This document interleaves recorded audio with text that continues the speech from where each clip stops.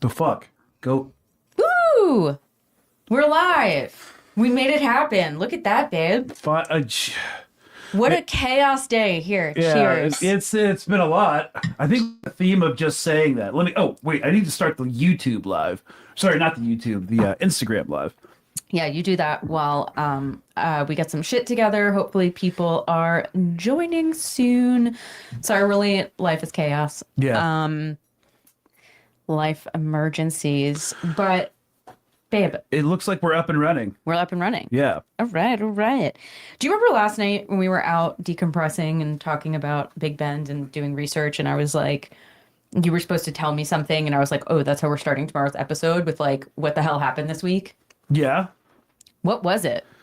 I have no idea. I'm just trying to make sure this is working on Substack. Substack. On Substack. We're spiritual millennials. We're boomer millennials. I think that's how you say it, right?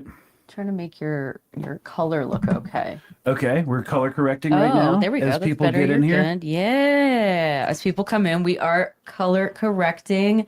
Hey, the autistic one, you did catch us live. This is exciting, and we're really excited for today's conversation. Oh my God. Yeah, the autistic 179. I think we could all have that username. You know, if you're in this space doing this stuff.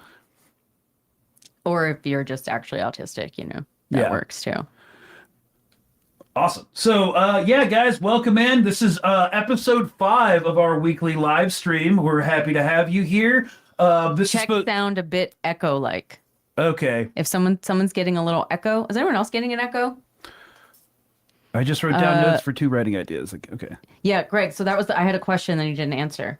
Yeah, apparently we've got an echo. Greg, just turn it up input a tiny bit.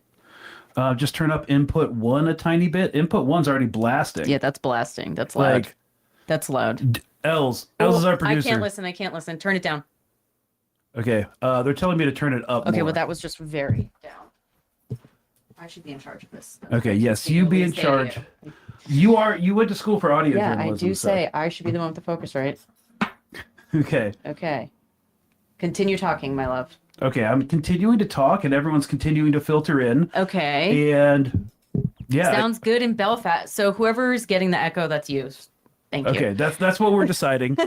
I'm sorry. Maybe as an autistic person, maybe it's because you're autistic. It's echoing in your head. Well, if Belfast says we sound good, we sound good. I wanted to come back and what's that bar in downtown Belfast? It has the upstairs with a tavern, and they have a bunch of players.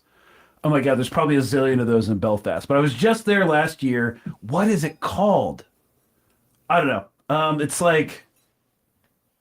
People are saying Greg's mic isn't picking him up, which is a problem because he's blasting. But I guess talk, babe. Yeah, we're still talking. Chrism206 says, yeah, Lavery's. I think it's Lavery's. I'll double check that. But we're hearing audio's good, audio's not good. Greg is peaking in the audio, but okay. We're just Hello, everyone. Okay. Everyone's coming in. But it's better. It's better. Okay. Greg, what were we talking about last night that I was like, that's how we're starting the show tomorrow? Me asking you like what was going on in the week, but it happened during like a specific thing. We were talking about something. Nepal. Yes. Yes. You didn't see the flooding in Nepal? Well, now as of today I have, because I went on social media today, but I wasn't on social media the days before. So basically this glacier in the Himalayas like fell off and like melted off and caused an avalanche into a body of water that was dammed, and it caused like the dam to break. Oh and my God. The entire like 3 lake area in the mountains got unleashed and just like drowned entire villages. Was that something that like had been now that you're like the climate expert, would you say that was something they like thought could happen there? Or like, was this totally unexpected? Like, is it a flood area? It's not really. Northern India gets a lot of floods. Nepal, not so much. When I was living in India, flooding happens. It's in the equatorial zone, and you have the runoff from the Himalayas. Here's the thing, guys. We're going through climate change or climate collapse. We need to stop calling these things natural disasters, and it's just how the weather is now. videos and What's going on? just reading people's comments. Flooding from the dams breaking is a very different thing. Well, I mean, the cause was glacial melt from the Himalayas. So, yeah. I mean, you might not be able to subscribe this to climate collapse, and you could call it a natural disaster, but they are just stacking up day after day, week after week. We got more wildfires, we got more dams, we got more droughts, we've got more localized small arms conflict over water resources in the tropical zones. So, yeah, I mean, this is kind of like the brave new world we are entering in. New normal. Nothing is normal. Do you feel like you're kind of a climate expert now? Did you go from like no climate knowledge to like now being an expert? Yeah, this, I had 3 20-second long conversations with Greta Thunberg, and now I am. No, you did all of your climate reporting last week. You did a couple episodes on Yeah, climate. no, that is true, but I'm not an expert. I need to become more expert because, in terms of like geopolitics, it is really important. Because as I was like saying during the Abby and Mike's episode, like it's a big part of like geopolitics and military stuff. Like even when Fox News was being like, there's no such thing as climate change, it was made up. The military did not believe that. The military has been obsessed with climate change since the 90s because we have a lot of our bases across the world at sea level. So we're like, well, how long can we keep this base, before it gets completely submerged? And that's something they've been talking about for quite a long time. So yes, we were starting with the Nepal thing is absolutely awful. Have you watched An Inconvenient Truth yet? I must have seen it when it came out. Yeah, your dad probably was definitely watching it. And your mom, definitely. Yeah, I mean, we were Debs, right? The libs all that the loved libs. Gore, yeah. Yeah, all the country club libs loved Inconvenient Truth. I mean, my mom loved it. I mean, I think that was like what year did that come out? It was 2001, right? Inconvenient. I wonder when it did. No. Yeah, it was 2006. I was going to say it was right when I was getting political because I could first vote in '07. And so I first voted in '08 for Obama. So yeah, that was literally the first thing that like politicized me. It's really exciting that you're like seeing all the baby Maggie stuff, all my climate activism.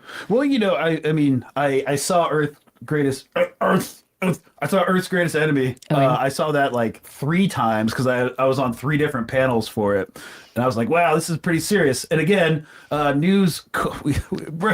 I don't know how to say your username, but we've got you. We recognize who you are now. Remarks that the U.S. military is actually obsessed with exacerbating climate change. I think it's more like they just don't give a fuck. They literally just don't give a fuck. Honestly, they probably do obsess with how many whales they kill. Like, they probably are stoked on, like, the 150th fucking whale they kill. Yeah, fucking with our submarine sonar. Die. Yeah. No. Disgusting. Absolutely disturbing. Horrific. But yeah, so we have our guest today is Alvin Williams. I'm super excited. I've known Alvin 2019 maybe. Mm-hmm. We did CrimeCon together, which is hilarious. Oh my God. Yeah. Tell us about CrimeCon. What is CrimeCon? Well, I could talk about crime. Alvin probably doesn't want to talk about it. So let's get CrimeCon out of the way before he comes on. Yeah. CrimeCon was a great space for me when I was like up and coming journalist doing my reporting. I hate the term true crime. As you guys know, if you were here for Mel Barrett, I do criminal legal reporting. I don't consider that true crime. I think the true crime stuff's kind of like that trashier, like Snapped. I would call that true crime. I don't necessarily think that's criminal legal reporting.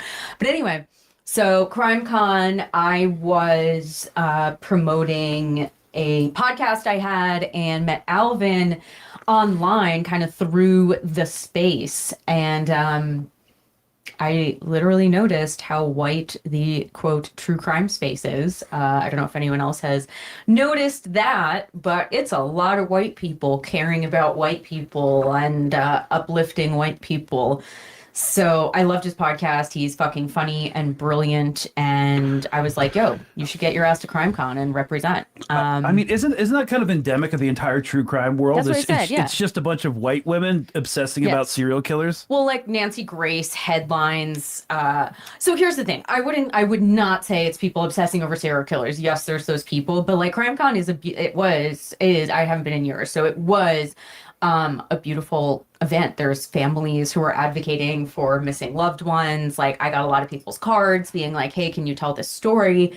They did a lot of advocacy, platformed a lot of voices, Nancy Grace headlines. And then I felt uncomfortable with the production company that was putting it on. It was called Red Seat Ventures. And they were a very conservative, influential production group. They produced for Nancy Grace. They produced for, I'm forgetting, not like Mike Huckabee. It was like a Fox News commentator, just like one of the worst of the worst. But so I just felt uncomfortable with that. And then, it felt very like star chasery with like Nancy Grace. Like, I just think anyone that's ethical would never platform that woman anywhere. So, we decided not to go, myself and a bunch of friends. We decided to stop going, especially my queer friends in the space, because they were like, yo, this place platforms these like horrible homophobic people with their production company, right? So, CrimeCon, yeah. Yeah, well, I've kind of realized that a lot of conservatives do like the whole true crime world. And of course it makes sense because they're like Law and Order, catch the bad guy. Why did he do it? A lot of people there are conservative. Like, and that's part of my issue. It's like everyone who knows me knows I'm an ACAB. However, Greg and I talk about this, like, I have to work with cops in my job a lot of times. So like, yes, I believe every cop is bad because of the system that they're in, but there are cops that are trying to do the right thing within the system at times. So it's really hard. Yes, there's a lot of conservative cops that I have become friends with over the years because of the work I do. So it's tough. It's fucking tough. Well, I mean, it's more like a U.S. Marshal situation than there was Bobby Chacon. I became friends with him for a bit. He was an Israel Keys FBI diver. He went to CrimeCon a lot. He's one of the people I think still goes. Over the years, I kind of lost touch with him because a lot of the stuff he was saying is very conservative. During the pandemic and Trump too, a lot of people really showed their colors. So it is like that. And again, it's very white, very, very white. So that's how Obsessed Mess happened, babe. The only acceptable law enforcement I know yes, exactly. And that's so much of the problem with law enforcement. Yeah. But even then, I report out of Mayfield, Kentucky, and that law enforcement lives in the community. And I will tell you what, they are not acceptable in any way, shape, or form because it's that small town mentality. They can get away with shit that you might not be able to get away with in the NYPD. I mean, in Temple, Texas, where we're often up at, it's a small city in central Texas. All of the former judges in the county are former law enforcement officers of the Temple Police Department. And so when the Temple Police Department just starts murdering people on wellness checks, nothing happens. So, I mean, yes, but it also depends on the community and the state and the culture and stuff like that. So I encounter this a lot with friends, right? Who are like, well, my uncle is great and he's a cop. And it's like, yeah, I'm sure your uncle is great. He's a cop, but he's still a cop, that's hard for me to get around with a lot of the people I work with. But yeah, so CrimeCon, that's that. So that's how I met Alvin. I do think he went this year. I would love to know how it was. But yeah. Where am I hearing sound from, Greg? Oh crap! Sorry. I'm watching the Substack live stream because we don't get the Substack comments up on our little dashboard. Because we get the X comments. Can you turn the sound off? Okay, yes, I've turned the sound off. All I'm saying is, if you are watching from the Substack, I am looking. I see Lucy joined. I see Kareem Ahmed joined. We're talking about cops, y'all. And it's hard to be good when you're part of a horrible system. It's true. And there is something to be said about people who are I'm going to try to change it from the inside. And this is part of the conversation we want to have with Alvin, because one of the things we want to talk about today is Sonya Massey. We will get to her if you don't remember, but the cop that shot her in the face in 2023, 22 or 23, just died in prison. And, Alvin and I have a lot of feelings as people who followed that case and, are abolitionists, Greg as well. And do we think that guy got what he deserves in being abolitionist? And it's a whole complicated thing, so we're going to talk about that. Well, I think, I just got to crack the code for my own self. Like, I believe in restorative justice. Absolutely. After we deal with the landlords and the cops and the prison guards and the billionaires. Maybe I'm just being a little too I would love to tanky know about it. what I'm not being Alvin too thinks of tanky that. about it. It's like, get rid of them, blood in the streets, let the poppies grow, then restorative justice. Yeah, Sonya Massey, that was like another horrible one. And if anyone in the chat knows, because I could do a quick Google, but who is the black woman that is similarly on trial, like Lindsay Clancy, for I think she was pregnant and like killed her abuser and is facing life in prison, something like equally as terrible that people are like, everyone needs to focus on this as well. And obviously only the pretty white women get the attention.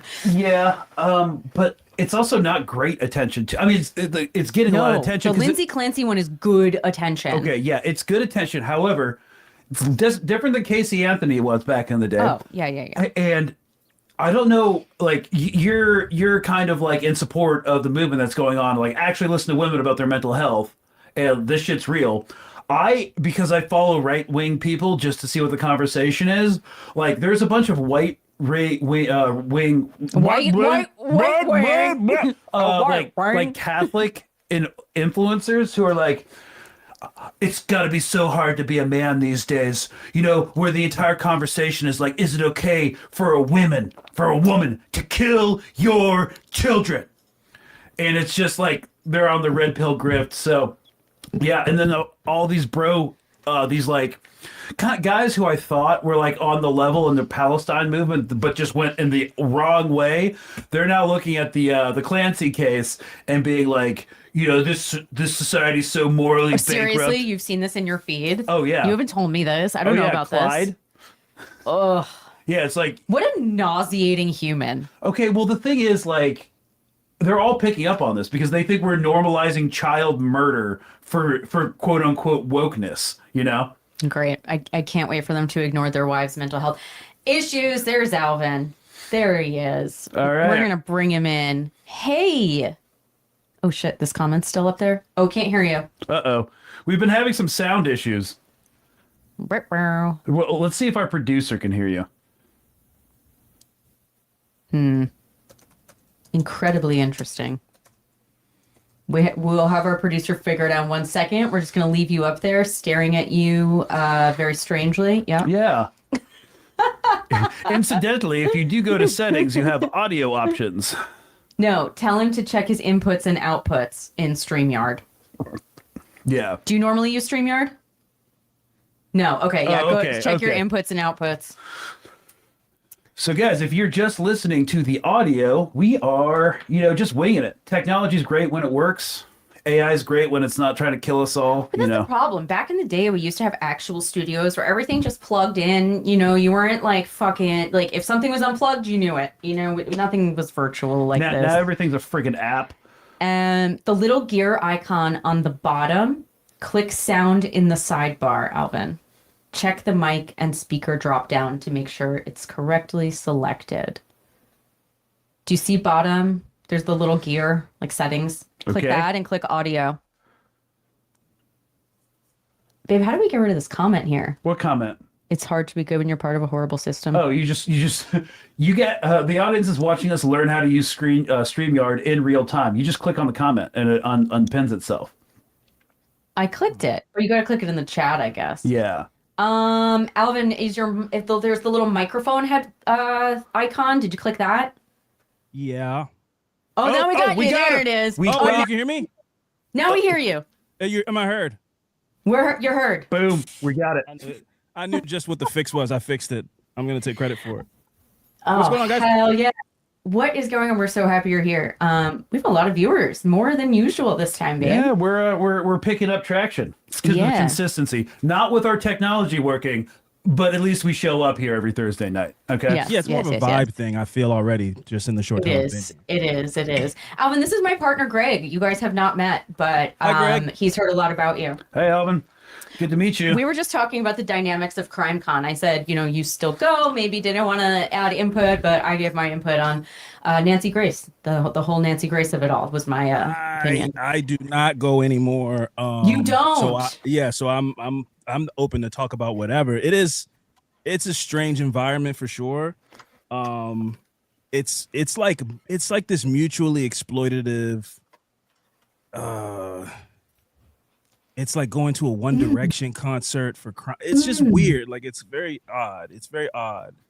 But you meet nice people, but like the system That's itself what I said. is like Yes, odd. I was like the idea Everybody's so excited. of it. Like everybody's People so that excited.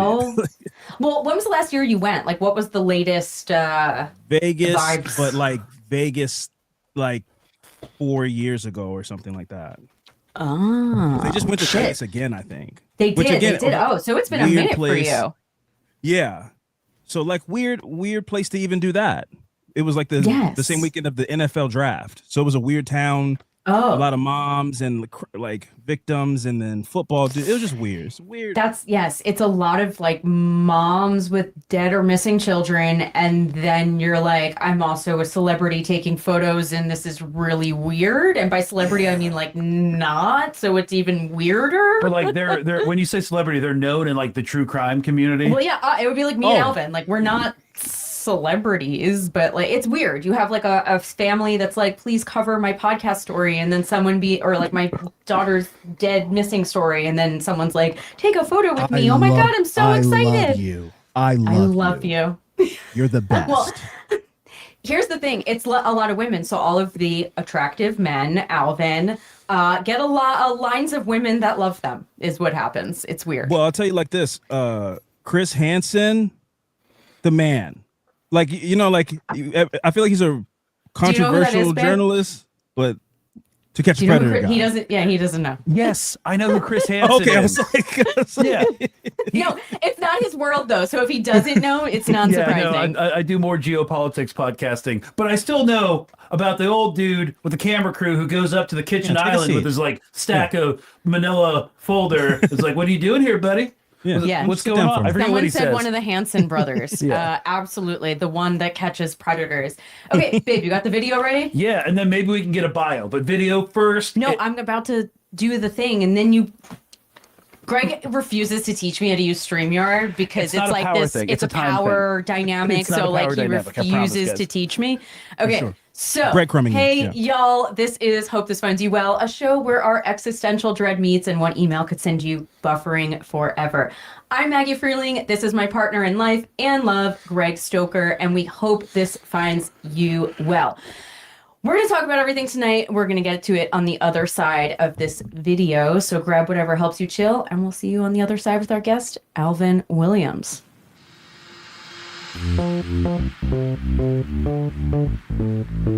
Hope this finds you well. How your email found me.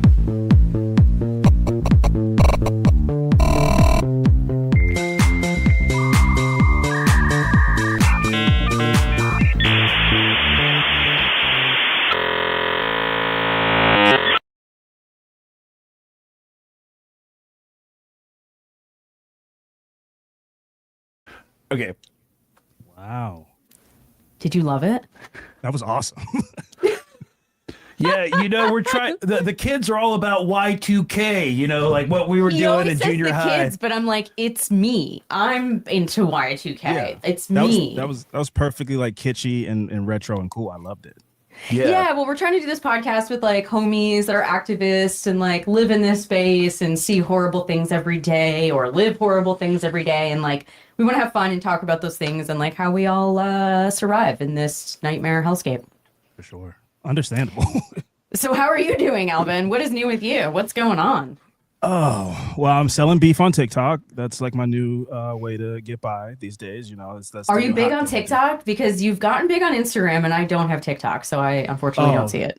No, TikTok is a Zionist slop hole that censors everybody. So the Ellisons own it now, and they're so it's like they super got their censored. they got their fortune from starting Oracle based off of CIA venture capital. So nothing sketchy there at all. But hey, maybe a bio would be cool. I gave a bio at the top. Oh, you did? Okay. Yeah, I literally, that's how we got to CrimeCon. I'm like, and then he did this, and he did this. I don't know what's going on. It's Thursday. It's Thursday. It's been a long week. Here's the problem. Here's part of the problem, Alvin. Part of the problem is, it is 4 o'clock here. So we start drinking at 4 o'clock on Thursdays, and we're not ready to let loose yet. So our brains are still really like rigid. Yeah. Let's ease into it then. Let's ease into it. Yeah, Greg, let's ease into it. But okay, if anyone missed it, I guess I should do a bio again. Let me do the bio again. Alvin Williams, you are the co-host of the true crime comedy podcast, Affirmative Murder, and you combine comedy with insightful personal commentary to advocate for social issues. I kind of made that bio. Does that work for you? Super fire, makes me sound more professional. I don't know if I'm going to live up to that, but I Cool. I love it. Yeah. Well, as you can tell with all our tech issues and just figuring out what the hell this show is that we just started a month ago, we are also feeling incredibly professional. So thanks so much for coming on. Shockingly, we have a lot of people that watch us though. And this one like more than usual. So that's really cool. I'm into this. Last week we streamed live from Big Bend. Live from Big Bend. Big Bend is fucked right now. I don't know if you saw us posting, but they're bulldozing for the wall. They are making the wall through Big Bend National Park, where there are 1,800-foot canyons. Yes, we need walls on those canyons. That's not like on the news at all where I'm at. That's no way. On purpose, I'm sure. Yeah. Tell the people where you're at, because one of the things I found cool was that you were a dock worker or a longshoreman. Longshoreman. So I'm based out of Baltimore. So life is good here. Well, it's interesting. It's one of the most steady places in the world as far as I'm concerned, like weather-wise. So with all the crazy climate things, if it gets worse here, it just becomes like normal for other cities. You guys had that bridge collapse though. That doesn't feel like stable infrastructure. Well, it didn't collapse. A guy ran the ship into the bridge. That's what it was. You're right. Yeah. So that's Okay. I think it would have been fine for at least another 10 now, years. Now, being a longshoreman, did that was that something that would have affected you in it? Like, directly, were you there? yes. Did you see it? Yes. Yeah, direct. Okay. Yeah. Yes. Very much crippled my industry. Yeah. Wow, it did. Mm-hmm. Rerouted a bunch of stuff. Well, like that's fucked. That bridge, the rubble that fell, it blocked off the canal that was dredged for the ships to come through. So they had to clean it up before ships could even come through. So a bunch of our work got rerouted somewhere else. Wow. But we've recovered. They cleared it out. So that's, the bridge is still not there, but the water's it made clear. me think of it because I saw a picture recently and it was like they project the bridge to be done in like a decade or something. And it was the post was just like, America, what are you even doing? Like, this bridge is not going to be built for like another decade. Like, it's more than that. We can't get, we can barely get the people to put the e-scooters back where they need to be at. The infrastructure in this country is in shambles. Yeah, so, well, it takes decades of impact studies and logistical nightmares and bids for contractors. But when it comes to flock cameras and data centers, that shit needs to happen now. Right up. Go right like up. Big Bend, it is the most expensive and the most fast-tracked section of the wall right now. They are getting this pushed through in like 6 months. Contracts were awarded, and this shit is full steam ahead. So it is absolutely crazy. Like, Trump is just trying to fulfill campaign promises before he's out. So yeah, it was scary down there for sure. I mean, yeah, so tonight we are going to talk about flock and data centers and impoverished cities where a lot of people of color live and all of the fun things that get us through the week. What do we want to talk about first, guys? Alvin, what's top of mind for you? Where are we going right now? Well, you mentioned flock. Let's go. Let's flock, baby. We can start. I'm always down to talk about flock cameras. Let's flock. Greg is the flock guy. Let's get the flock out of here. Let's do it. Yeah, we gotta start like flock jokes. But My Flock thing with Nation. Flock, okay, that I think a lot of people who think like me, which is like very, you need to have things explained a lot. I wasn't understanding why people were up in arms about Flock as someone who was from New York City, and I have been surveilled my whole life. I get, tickets in the subway, they see you and they know who the fuck you are, facial recognition, driving your car all the time, you're speeding. So I was like, I don't understand, like East Coast, we're like, fuck everyone. We've always dealt with this shit. Yeah, it sucks. It's because it's privately owned. That is the difference that I think is not just like fully laid out. These are privately owned companies that, whereas in New York City, so much of it is owned by the city, the NYPD. So like you can vote in the mayor and have legislation on those things, where this is very different. Okay, y'all can talk about Flock now. Yeah, like, I mean, I'm in Baltimore, so we've had blue light cameras pretty much my whole life, at least since the early 2000s. We've had blue light cameras. But yeah, I would agree with you. I think that I had like concerns about Flock on a grand scheme once I started to understand the way that they're skating around the Fourth Amendment. Like, one, it's okay, so it's talk a private, about that. Yeah. Well, like the way company. that the way that they're saying it is like almost, I don't know what your audience is, if there's any of those people that are like First Amendment auditors with the cameras in public, where it's like, hey man, if it's in public and I can see it, I can film it. And then people are like, well, but my kids is like, hey man, I'm just doing a news story. They just, and it's like arguments and stuff. They're basically using that kind of logic to say, there's nothing, if your license plate is in public, we can take a picture of it. And if we take 10,000 pictures of it and we're able to lay out your movements for the last 6 months or whatever, it's all just a coincidence, man.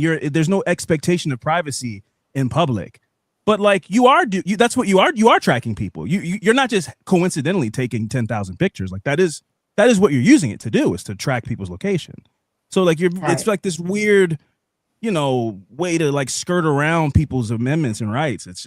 And also it being private. And I don't know if it was Flock specifically, Greg. I don't know if you remember that Super Bowl commercial where they were like, if you lose a dog, we'll be able to use Ring. It was Ring. Yeah. Okay. So basically, it was Ring, but behind the entire algorithm and the software hosting, it was Palantir. Yes. Okay. Yes. So, but they were trying to like connect infrastructurally connect with your own personal cameras. Yeah, the largest like spyware defense contractor, on the planet right now, that's grossly overvalued. Needs access to your Ring footage so we can find your dog, on the off chance that your dog ever goes missing. Right. Something to say about that as a woman. We had an incident recently at our house. After that, I was like, we're done with Ring. I got rid of Ring. I was like, fuck it. We're getting rid of Ring. We got guns. Actually, we didn't get rid of Ring at first because one of the cats had some stomach issues. So, like... we put it in the litter box. Yeah, to monitor the litter box. Yes. So, like, Alex Karp and Peter Thiel were getting prime footage of that. Of our cat's explosive diarrhea. Yes. But then we had an incident where I think someone came on our property and took a poop. And I found it. It was very human looking. Next to the door. It was a human. It was a human surface. It was a human or a dog. And I'm gonna say in our neighborhood there are not stray dogs running up to the house. What there are a lot of humans. Yeah. So after that I felt very uncomfortable because it's right next to the window I sit in every night drinking wine. We are also 2 blocks away from a Taco Bell. Yes. So it was Taco Bell obviously an emergency. Emergency Cyclospora Supreme situation. Yes, Cyclospora. So I got the Ring back. It's like I'm concerned about my safety, and I had to get the Ring back, you guys. I don't know. I mean, public outcry did get them to not. Well, public they ceased that. It wasn't official, but they were talking about it, and the reactions said they weren't going to do that. Oh, so they. At least not I didn't realize that. I mean, okay. Yeah, I mean, look, we know everything is fucking surveilling us at all times. Again, like for me, it was like, okay, why is everyone so upset about Flock? Like your fucking cell phone is surveilling. Like, what are we talking about? But I understand. I do. Tim Brockmeyer puts up a great point that we keep making. Like the entire national focus strictly on Flock is kind of a psyop because they're using Flock as a scapegoat to then get more less egregious companies like Axion, who makes the police tasers, and Axon, and the body cameras. I think we lost Alvin. Yeah, I think we're still here because I think he was definitely screaming about Flock because that frozen face looks upset. Okay, we got you back. There he is. Oh, frozen again. Ooh, that's a better face. I'm gonna screenshot that one. Way better face. That's a good. Am I frozen? You were. We got you back. Am I out? We got me back? You're good. You're good. You're back in. Yes. Okay. Yes. I wasn't screaming though. I was listening to Greg. I could hear you guys the whole time. Yes. Yeah, they're just doing a bait and switch. But the psyop, no, that you were making a great point though, as far as the the other companies that are cutting in quietly through the chaos of Flock. Yes. Because there's also, I don't know if you if anybody's seen the first Batman movie, there's like this technology that they use to catch this order, and it's the super police it's interrogative Big Brother type of thing. And the combination of Flock, they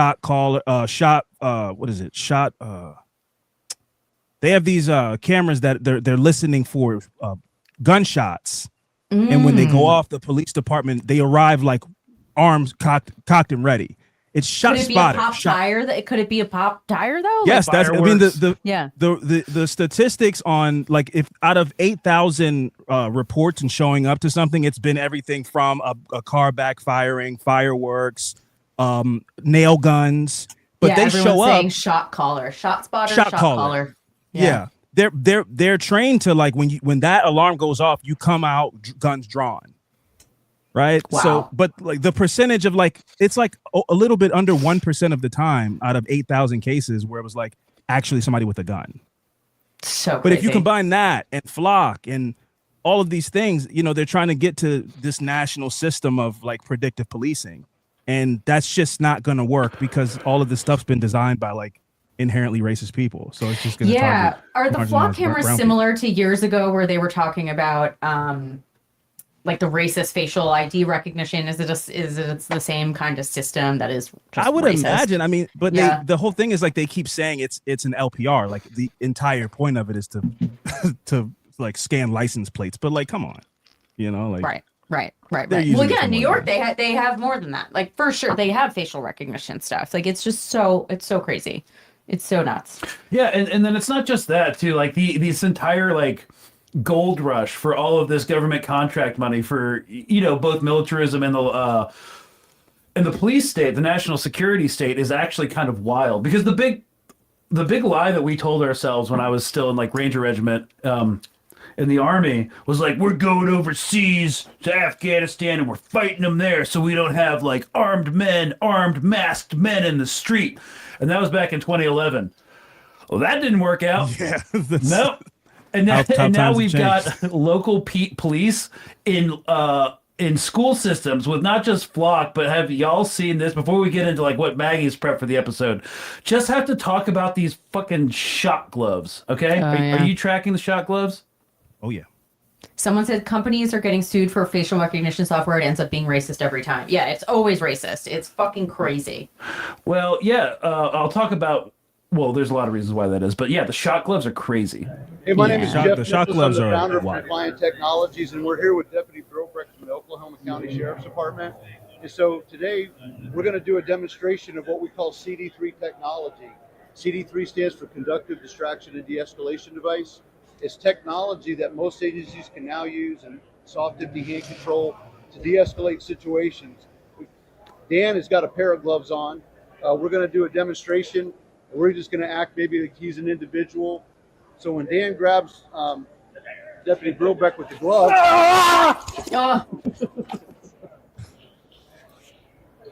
in real life, Fantastic. I had no control. I tried to pull away. There was just nothing there. so based upon that information, would you want to fight the officer? No way. The deputy? No way. Okay. No way. Would you want to reach in and grab Babe, can I anything shock off glove you? an officer or deputy's belt? I wouldn't be able to. Right. I got Yep, tased so it's in the very Army. cool. I asked him Just to 'cause- waterboard me, Alvin. We started dating, and he went through interrogation techniques as a ranger. And so I was like, babe, I just want to know what it's like. Like, could I survive it? Like, can you just waterboard me? This was 1 month of dating. And when she says interrogation techniques, I was not learning how to waterboard. He was people. being waterboarded. I was learning how to resist. Yes. Being a POW. Yes. But, no, the shot gloves are crazy. And one of the reasons they want them in there is because like the ice, like over the top ultra violence and like so, like some of the stuff coming out now, they need something more discreet in order to incapacitate people. And that's what the shot gloves are for. And I posted on Twitter the second this news story broke that, yes, they're going to use these things to torture children. And already the Omaha school board in Nebraska is like demanding that the police stop using them on students. What? Yeah, they're already using them on kids in the school? Yeah, I'll pull up an article for you. One sec. I mean, it's not shocking. It's already happening. This weird race to like militarize, the race is complete, like to militarize the police and just give them all these weird Batman weapons and stuff. It's just so strange. And like you said, it's gonna be this way to discreetly torture people and accuse them of resisting and be malicious and vindictive and use it to be a dick in a lot of ways. But people have heart conditions. These people are not trained on voltages and all these things, and they're going to use them on somebody, and inevitably somebody's going to have a heart attack and die. Like, this is just 100%. So waiting to happen. This dude's a sick dude. This dude's tight. Look at that guy. Yeah. Okay, first of all, we got the fucking thin blue line in the back. Hell yeah, brother. Keeping us safe. Yeah, Guardian a few days ago. Nebraska School District asked police to stop using shot gloves on students. Wait, but I do want to say, Alvin, you said people are going to die. The guy, you can Google this. I would highly suggest you look up the Reveal episode about Axon. Reveal is a podcast. Investigative podcasts are amazing. It was partnered with the company I work for, but they did an investigation into Axon and the taser, and I could be getting this wrong, so don't quote me, but something similar. The guy who created the taser, his own son had a stroke from being tased. So he was hospitalized in a coma. You cannot make that up, that the fucking guy who created the taser, his son wound up in a coma from the taser. Like, now totally nuts. They don't even have to pull a gun out now. It's just right there, boom. Mm-hmm. Yeah, no, it'll kill you. It will kill you. And actually, one of Greg's issues in his district right now, we met a woman whose brother was mentally ill, and they are not releasing the body cam footage because they know they have a specific amount that. Oh my God, the lights just went off, Abe. Oh. They have a specific amount of times they can tase you before it's known you will have a heart attack, because they tested this on pigs. How many times they could tase them, and so it is 4 times usually if the person's heart is strong, and the 5th time they will likely kill you, and that's exactly what happened. So this woman, Stacy Gordon in Temple, Texas, they're not releasing the body cam footage because they know they tased him 5 times, and they're saying they didn't do anything, he was on drugs, so he died. No, you tased him 5 times. And someone in the comments says Mustard Dorb. Okay, sorry guys, I can't do some of y'all's wild thumbnails on the spot, but cops aren't even trained. I want to push back on the whole Democratic Party line of every time an atrocity happens, cops need more training. Better, yeah. They don't fucking need more training, and let me tell you why. Because I spent the most formative years of my life in the special operations community. Most fucking training. SEALs, Rangers, Green Berets. If a dude wants to kill somebody in any sort of environment, they're going to fucking kill him. It doesn't matter how well trained they are. Most of these cops are just jacked up, with this I wish a motherfucker would mentality. So it doesn't matter about the training. It's about the system. It's about the people you are recruited into. It's about having a bunch of fucking Proud Boys in your ranks. And so I don't want to hear any more about we need more money for cops training. Okay, tell that do the Navy SEALs, does SEAL Team 6 need more training? Because I did 2 deployments with those guys, and they're straight up just war criming it up. Babe, we got to watch that new Navy SEAL show. No, we don't. Fuck the SEALs.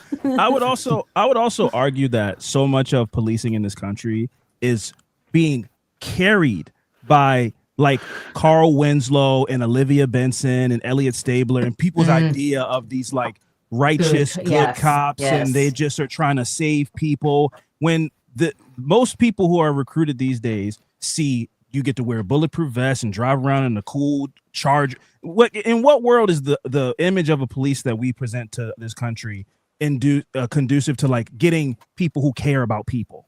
It's all just like roided out dudes with dragon tattoos, and they get that haircut where it's a fade and they swoop it, and like, but then the general public is like, but they're all like, they're all just trying to save people and like save kids, and it's like, no, they are sent in to bust up people living their day-to-day lives. Most of my interactions with police have not been voluntary, and so like I always just like to ask people, like, when you talk about police saving lives, when's the last time you called a police officer to save your life? Like, how often is that the case, as opposed to you being pulled over or profiled, or they just show up in some capacity and now they're mad at you because you're like asking what's going on or trying to film for somebody's safety, and now you're having some negative interaction. You know, I do believe that there should be some agency that can be called when there's an emergency. That's just never been my interaction with police. Totally.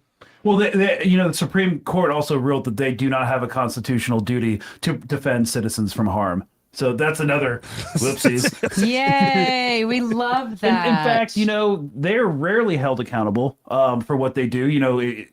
The ICE officers who killed Alex Preddy and Renee Good and all these other people, not even administrative leave. So this goes to one of the times that a police officer was actually held accountable. Let's go to Sonya Massey.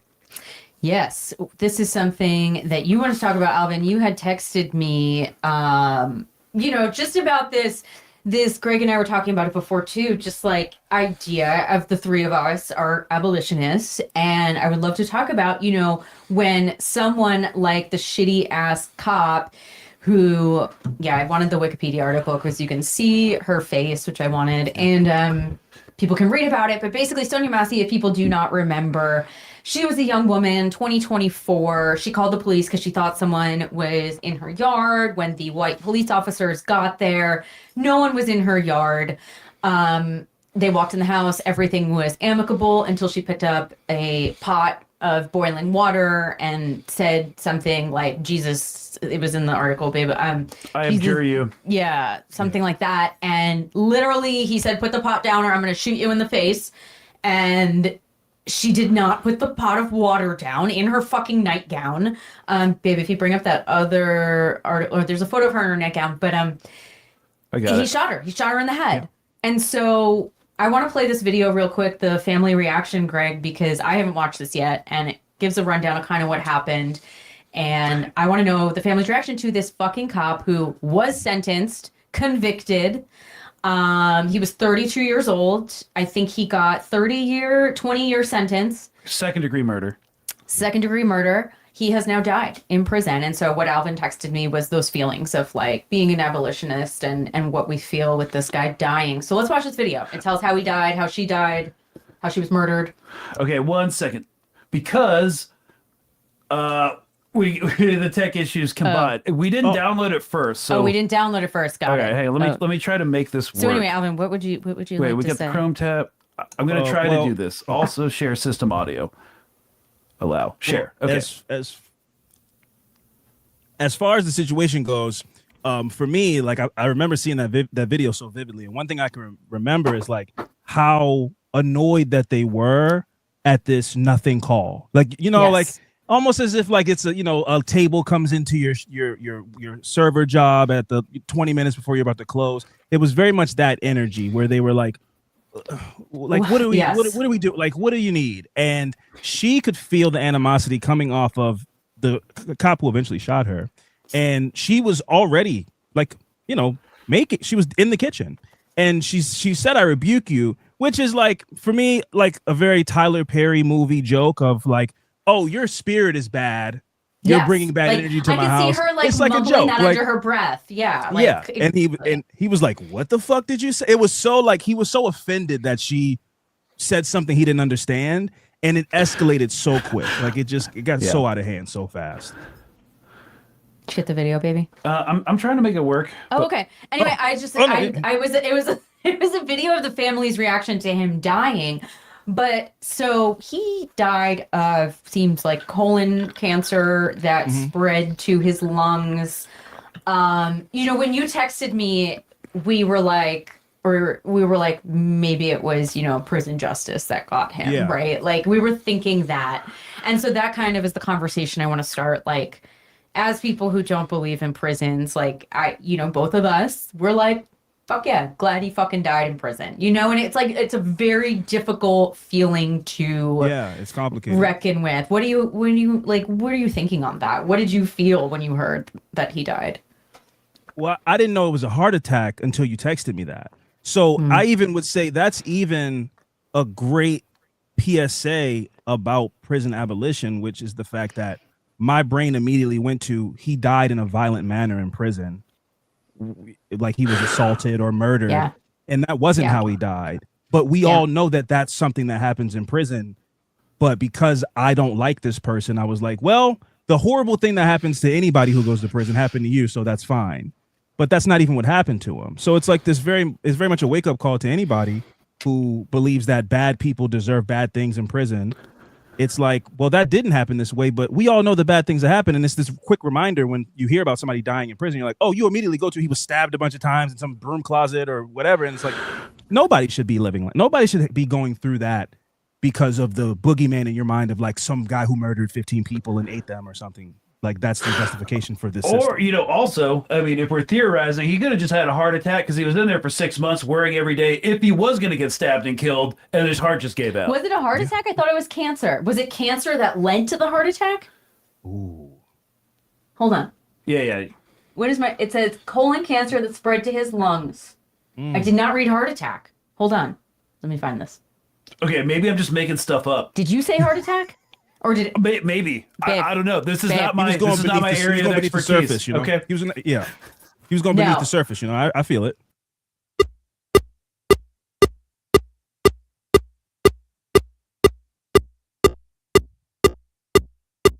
What happened? I can't hear you guys now.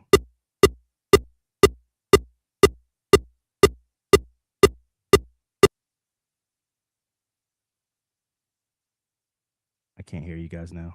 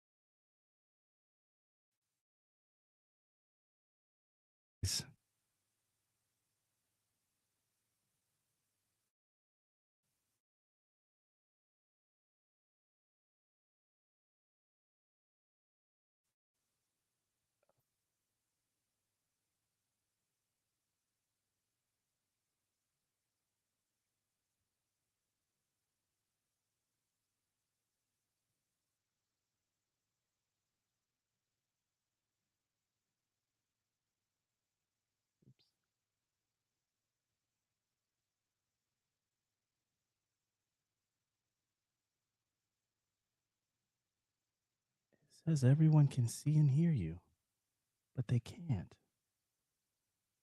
That's not true. Hello? Hello? Can't hear me.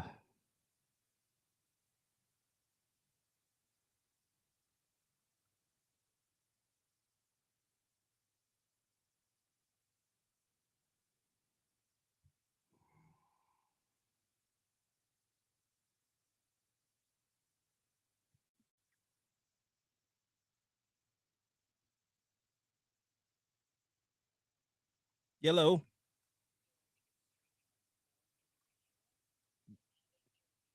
Yeah, once that screen went up, I couldn't hear you guys anymore. Like once you guys got the share screen to work or screen share to work, I couldn't hear you guys anymore. But they can hear me.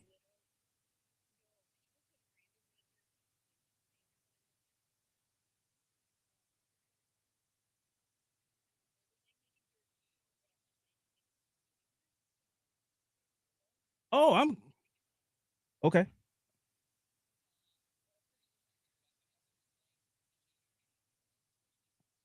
Okay. Well, I'm hanging. I mean, I'm good. All right. Okay. All right. Bye. I don't know if people can hear me, but what's up with, what's up with the beef industry, guys? If you guys can hear me, you can relay it in the chat. Where are we getting our beef from, right? Like, what's up with that? Me personally, it's a great time to rethink going vegetarian. I can tell you that. I don't know how many people are in here, but yeah. And I also can't see the chat. I don't know if people can hear me. Okay, well, whoa. we go. All right. Everyone's left. I can hear Everyone's you guys. left the live stream. I didn't. I'm still here. Okay. I'm here. I'm still in the stream. Alvin? Yes, can you hear me? I can't hear Alvin. Yeah. I can see you guys. We're fucked. Okay, I'm back apparently. Greg's back. Jesus Am I Christ. back? Hear Alvin? I can't hear anybody though. I can Thanks hear. for staying, guys. We are really trying Am I to in work hell? this out. No, this isn't us though, y'all. This is a StreamYard issue. This is Did not. I die? I don't know. Greg, there's no way 3 people go out at once and it's our issue. It's a fucking StreamYard issue. I'm looking I at dead? my computer right now. Through the software, it's getting full volume, full compression. I think I might be dead. VU meters. Everyone's audible now. Everyone's saying, Alvin. Hello? Okay, He's talking. I can't hear. Okay.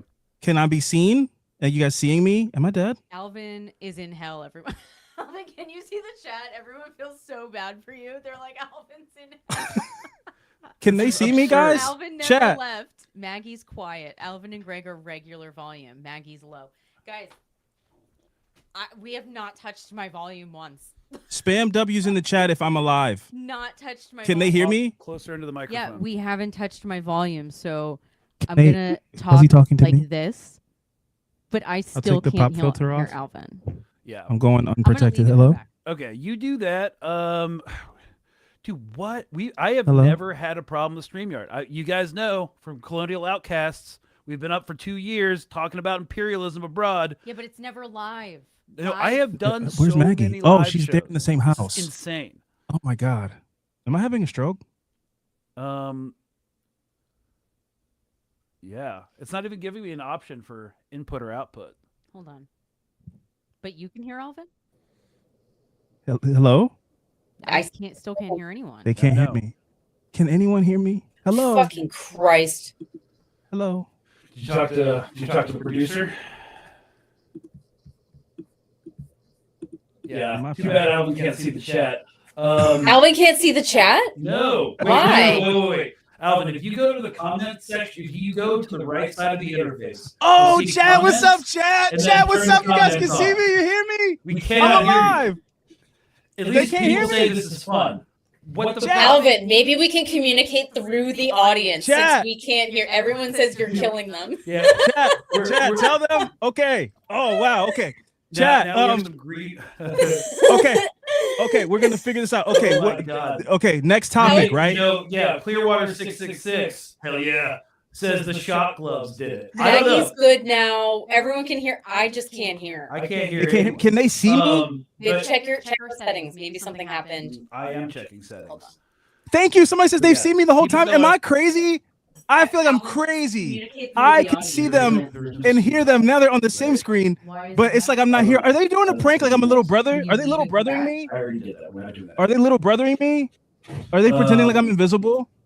Oh, it's a prank. No. Oh, I see. Oh, they're pranking me. Like, okay. Oh, like I'm a little brother and they're pretending like I'm invisible. Okay. No, I see what's going on. No, I get it. they are pretending like they can't see me, right, chat? But they're okay. Okay. No, I get it. They're doing they're like a blanket's Echo over me. cancellation, speaker options. It's a blanket over me. I'm doing a magic trick, and then they're pretending like they can't see me. And then I take it off, but I really am invisible to them. Okay. No, I see. You got me, guys. Well played. I figured it out. Okay. No, I figured it out. I got it, guys. Okay. So, next topic. The issue is Greg's echo. The Alabama solution, right? The only issue is I can't hear shit. I don't know what's going on. You know what? All right. Palantir. Everyone's here, but we can't hear. I get it. Okay. It's like in Talk to Me when you Switch touch with me the for a second, hand. Greg, please. We're in another dimension, guys. Chat, okay? Chat, guys, check this out. I'm taking over the chat. It's like Talk to Me. Oh, now they're switching chairs. It's like Talk to Me, right? You touch hands. Now we're somewhere else now. Nobody slammed buttons. You can't figure out. Okay, so I'm looking at the output right now. They can see. You guys can see everyone and hear Are you everyone. entertaining our audience for us? Why? Why can you guys all see all of us and hear all of us, but they can't see me or hear me? I don't understand. I'm so confused. Wait, can you guys hear my soundboard? Can you guys hear my soundboard? So you can't hear anything. No, I can't hear shit. Can you guys hear my soundboard? Sorry, Alvin. Give us a second. Nuke the whole generation. If it were up to me, I would drop an atomic bomb on the whole generation. Let's see. Can you guys hear the soundboard? Yes, you guys can hear my soundboard. Sick. I got you guys. Got it. So the beef holy industry. shit. They can hear me? Yep. We did it. Okay, we did it. Something random happened, but again, if we stay calm, if everyone just stays calm, Stayed super calm the whole and time, doesn't guys. start slamming buttons, all it was a slight switch. Calm is my middle name. Okay, that was an interesting 10 minute. Was that 10 minutes? That was a fun journey. I enjoyed that. Yeah, what were you talking about? So we just get caught up with the audience. Well, I was just alluding to the beef industry situation, but I don't really have many thoughts on that. It's bad. Yeah. We're not it's eating in beef rough these shape. days. We're so 100% not eating beef these days. I actually am still eating beef these days. Yeah, I am also eating beef these days, but I'm very hesitant as to where I get my beef because it could be horse. So, True. doing a little local. Doing a little which local. I did experience horse in Japan, so that is a thing, and it's probably where a lot of the horse meat is going. To be honest, Was it Really like a bad. horse burger or like a horse steak or? Sushi. You know, Horse Wow. sushi in Japan. Yep. this is how it starts. At first they do the horses, then they come for the dogs, and then it's gonna be Soylent Green. You know? Well, isn't it hilarious that like the whole Trump's fear mongering thing, Haitian people, cats and dogs, and now he's going to have to ingratiate his audience, and then in 6 months they're going to be like, "I love horse." So he really like fully cucks It's these bad. pockets of the country where it's like, yeah, these people are animals. They eat cats and dogs, which wasn't true, but now we all eat horse. So Now you we know, eat horse. sick, lay sick. Do you think that we might be eating horse before you're thinking we're getting beef? I know culturally it seems kind of atrocious for us, but you know, No, I'm not caring about. I'm saying, do we think it is our meat? no. I mean, they Alvin's shipped like- the wild horses out, and now he's got Argentinian beef coming in. 30,000 pounds have been recalled, and this has been a deal that went into place like a week ago. So at the very least, it's not the best beef, but there's a non-zero chance that it might be some horse Yes. mixed in, like This is bologna. why, Greg, we're doing health. We're doing beans. We are not eating red meat these days because Maggie got high cholesterol tests back, which are directly related to stress because I eat incredibly healthy. So there's that. Well, you know, someone says it's Israeli meat. Yes, there's a new Israeli company making lab-grown meat, but they also might be double dealing in horse meat too. Who knows? You guys should be BDSing anyways and not eating anything. No one should Israeli. be eating anything, Israeli. period. Yeah. Just Yeah. don't eat these days. Just do Yeah, what are you not. guys doing? What are you guys? Come on, what are you guys doing? Stop eating anything. Stop eating anything. We got cyclospora. We got fucking salmonella eggs. We got jalapenos that are about to kill you. Like, what are we? I just got a notification about alfalfa sprouts. I No, fucking love alfalfa I sprouts. thought those were safe. What are we talking No, about? don't worry. We just bought broccoli sprouts. Yeah, So- they're probably bad. They're probably bad. Anyway, like Alvin, shitting? now that we are back, We're back, baby. have Let's do a it. lot more to talk about. So, I don't know. We fucking watched Alabama Solution. It was a nightmare. Does anyone have any comments to vent about Alabama Solution? Because I saw it a couple weeks ago in Detroit with some homies that were in prison for decades, and it was a tough watch, and it was some of their first time seeing it. And like, no, I don't love people watching horrible, horrific things, but like, I think it is so important to watch because if we're going to talk about prison abolition, that's where you start. Well, it's a very necessary watch in so many ways. I mean, it even speaks to like this Leninist Marxist ideology of like the revolution and seeing them start to try to, use their labor collectively, and then seeing how the system destabilized it and use tactics to get people to break the line. And so it's such a like, if I don't know if you guys ever played like video games, but in some video games you can like put a code in and then you fall through the map, right? And you're on the other side of the game. And like prison is like that. Like it's like outside, but you're just inside. There's still drug dealing and people that were high and leaning. Like it was like a rough neighborhood prison.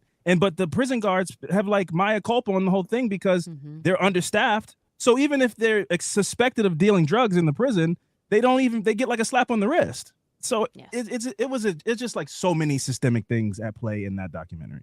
So many, including the fucking governor, who is a literal nightmare, charging fucking prisoners slave labor $20 to landscape her mansion. Like, get the fuck out of here, Kay Ivey, you disgusting human. And there was some politician guy in a suit. I don't know if that fucking guy. And they asked him like the attorney general of Alabama. Is that what he was? Yeah. They asked him who like was like some people are just animals or something like that. Like, and the way he politics through the question, they're like, "Do you think people can be rehabilitated?" He's like, "I think people can be forgiven by God." And he just the way he didn't say rehabilitated, like he just brought religion into it and just skated around the question and was like, "They deserve." So I just watched it for this 2 hours ago, so it's very fresh in my mind. Yes, he didn't answer could they be rehabilitated. He said, as a Christian, he believes they can be saved by the grace of God, but that's for them and for God. It doesn't mean you need to get out of prison. Yep. Because you're just like saved because we need your body in prison. Mm-hmm. One of the things, like, for me watching that, I live this with my I call them my guys, like my people that I know that have been in prison, the wrongfully convicted people that have become like my family. And it's not my experience. It will never be my experience. I'm a white woman, and I'm like, what does it feel like for you watching that? Your son is mixed. That could be your son one day in there.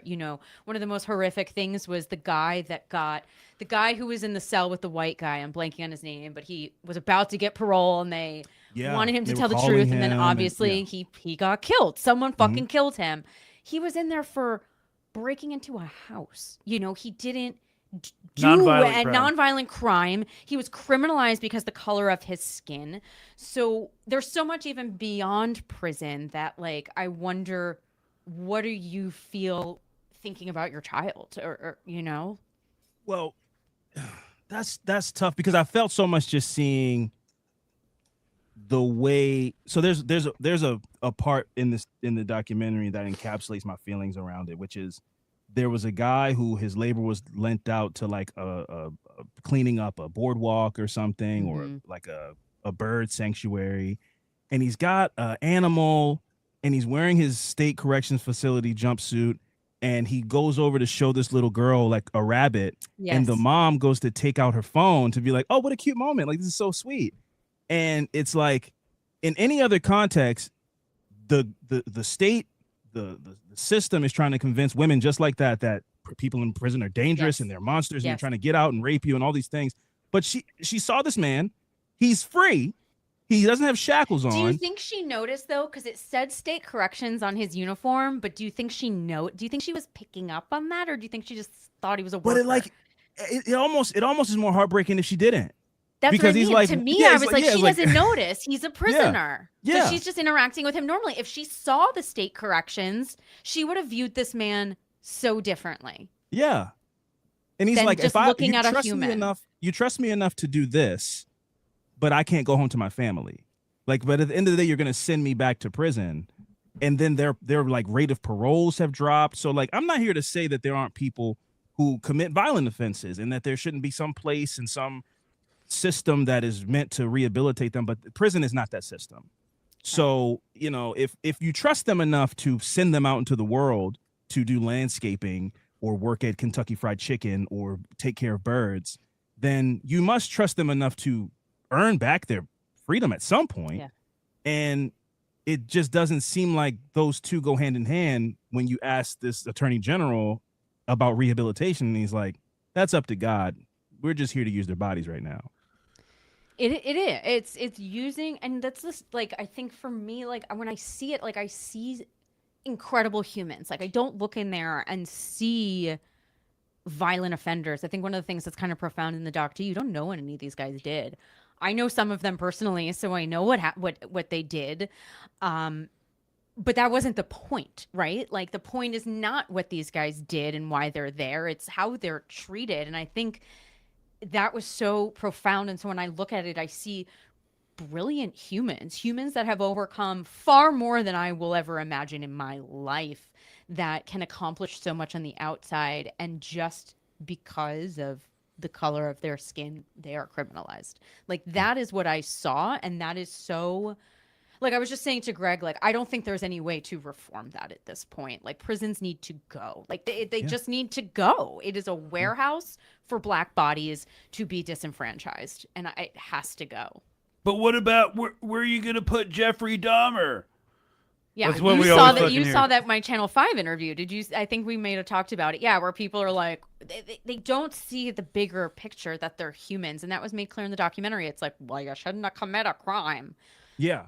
That How woman do we who, ever like, get, her son was beaten black and blue, and she's got this photo of him in the hospital bed, and the way they gave her the rigmarole and all these things, and she went to go talk to another guy. Well, even her friend said, like, "Oh, Barbara, what did he do to get there?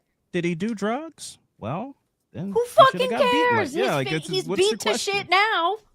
Yeah, they had like a local radio station that was like, "What are you guys doing? A strike? You're prisoners. Oh, pick up the trash and put the chains on and da da da." It's just like, but that's manufactured. Like, that is you talk about psyops. That is propagandized. And again, talking about prison abolition, always, like, people who don't want to have the conversation or understand act like it's crazy to see the humanity in people.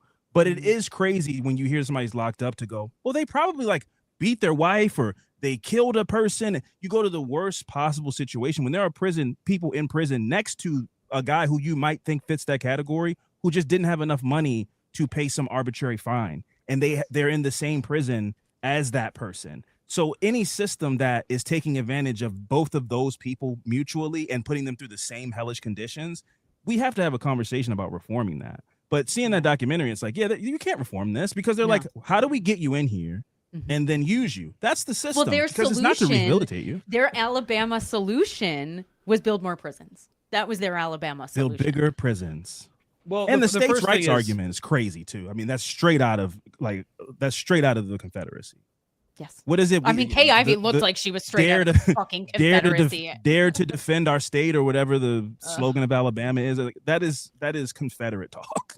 It is. I mean, like, everything about Alabama is like in the Lost Cause narrative. And if you're not familiar, we have a lot of international audience. The Lost Cause narrative is this idea that you hear in the South when they teach it in schools, you know, that the Civil War was actually about states' rights, you know, and preserving a way of life. Okay, what states' rights specifically, dude? Which states' rights are we talking about? Well, guess what? We're in Texas anymore, so we can't teach that. We can't even teach it. You know, they use useful skills, but no, I was still seeing the Lost Cause narrative in that documentary being like the DOJ and the federal government trying to come into Alabama and tell us what we need to do with our own state. It's just like a lot of this is also because we never dealt properly with the Confederacy or the Nazis. Yeah, that like molasses drinking woman governor and her K. deep voice. Yes. Yeah, it is like she is a Dukes of Hazzard villain. Like the way that she speaks is so like it's just there's this tinge of evil and old school racism to it where it's like we're gonna do a little bit of Alabama solution. I was like, oh my god, she was a villain. Yeah, and what they're saying as far as the Alabama solution is like people are dying in your prisons and like this is a human rights violation. We'll do it our own way. You don't come in with your fancy New York suits and tell us how to.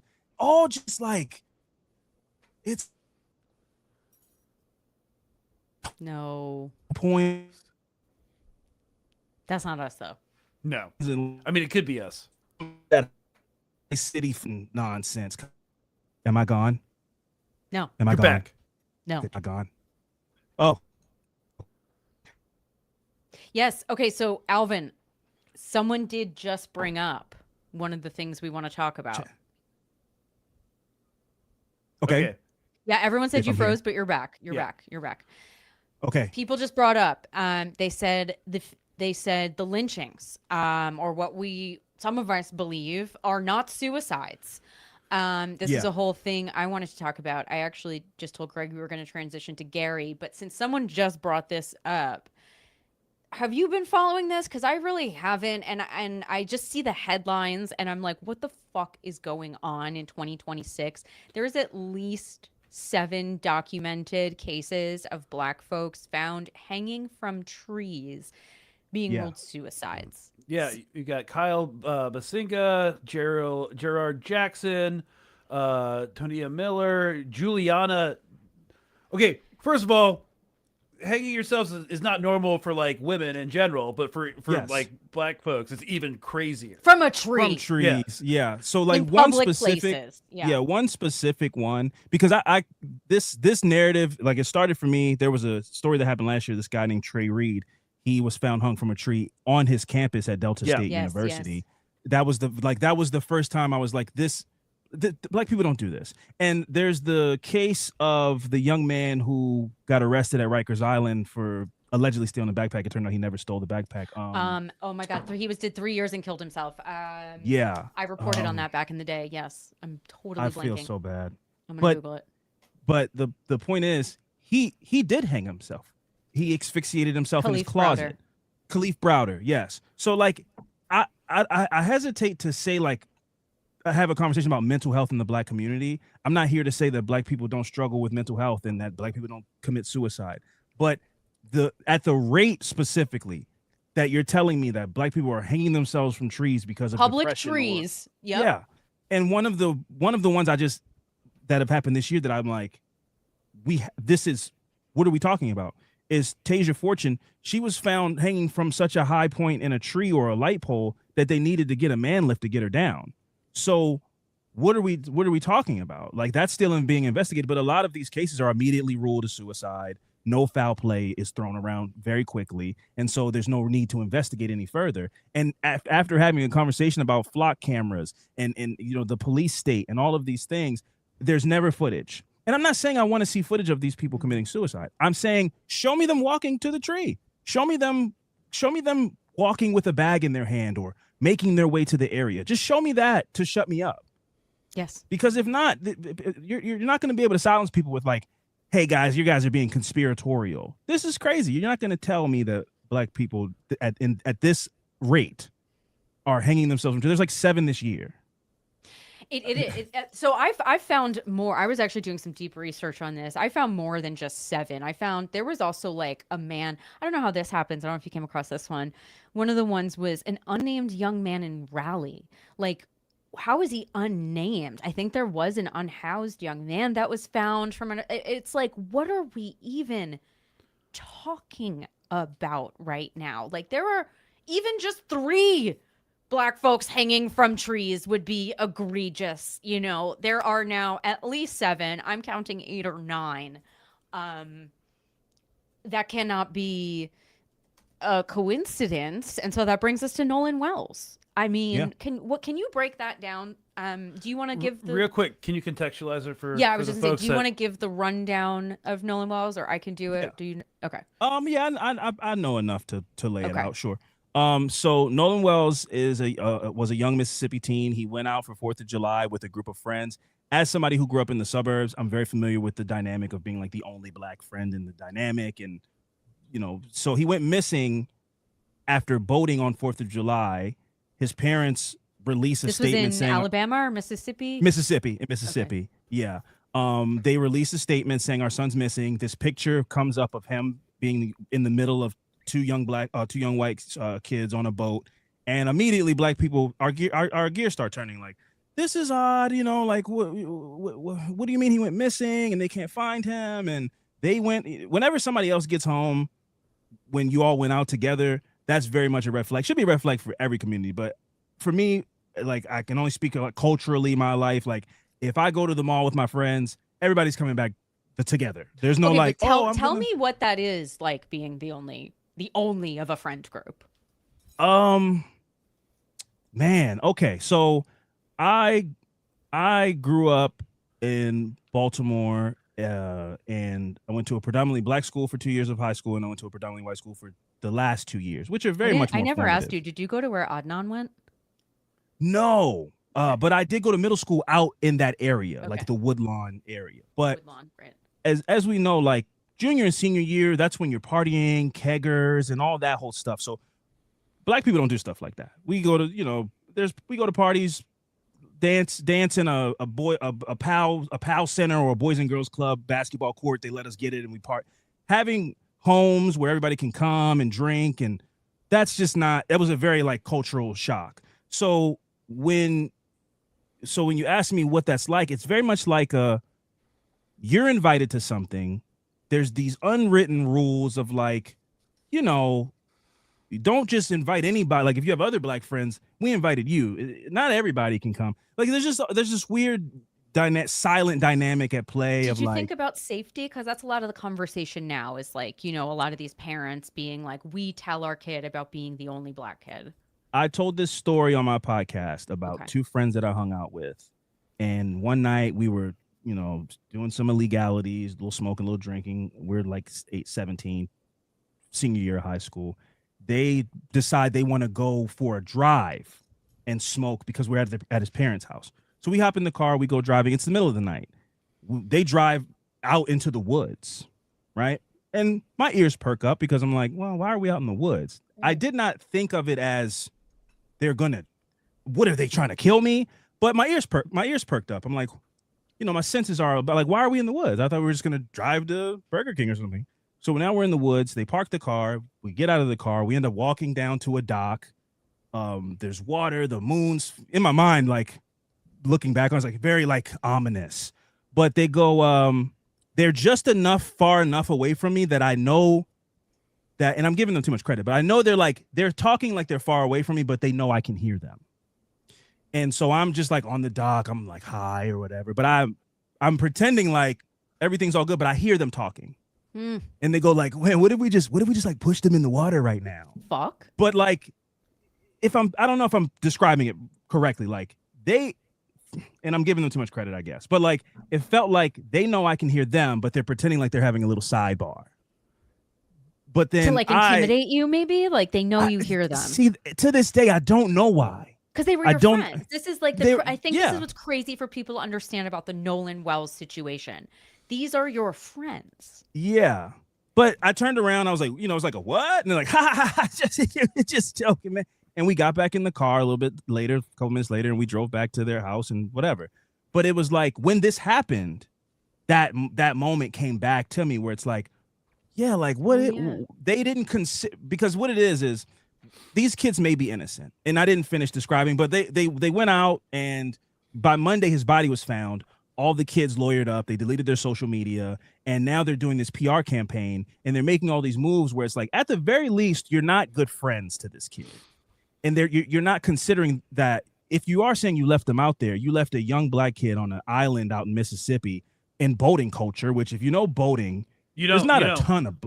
There's not a ton of black people that like. Greg grew up really privileged and rich. He did boating culture. When we met, he had boat shoes. Not really, though. What did baby tell us about boating culture? Do you leave someone behind? It's not boating culture. It's just sailing culture. You don't, and I know a little bit more about that. No, you don't leave anybody behind, especially on an island. So what they're saying is, or Alvin, again, I don't really know much. They are saying like he said he wanted to stay with a girl or something, but then later yeah, and then they found his phone and keys, I think, with one of the friends. Yeah, so his phone made it back to land, his keys made it back to land. His mom, Christine, used Life 360 to track the phone. And then by later on that night, I personally believe that they had his phone that was blowing up from calls from his mom. So then they did end up calling her and being like, "Hey, so we have Nolan's phone. I don't know if you've seen him. Like, is he home?" And they're like, and she's like, "What? No, he went out with you guys. Why are you asking me if I've seen him?" What do you think? Because there hasn't been much reporting. The latest that I've seen is, the lawsuits filed against the friends because of someone intimidating it's like it seems like this very messy, like everyone blaming everyone, intimidating judges. Al Sharpton's involved now with lawsuits. Well, what the fuck do you think happened? Yeah, the friends have gone scorched earth. I mean, they are saying are they all white folks, by the way? Yes. Yeah. Mm-hmm. They're saying if you disparage them or if you defame them, they will sue you. But for me, I'm like, I hear most people just calling them bad friends. I don't hear anybody outright accusing them of murder. There are some people who are doing that, but it's the internet, right? And also the point is, you guys keep doing weird things. And that's my point about my telling the story that I told, where it's like, at the very least, you're not considering that this guy was the only black guy in your friend group because you guys are colorblind, right? Like we don't see color, but what you did was just not a good thing to do to a friend that you have that is black. Like the idea that, and Greg, you can speak to this. What they're saying is, like the island is like everybody you can just hop on any boat and get a ride back. Like that's their whole big narrative. Insane.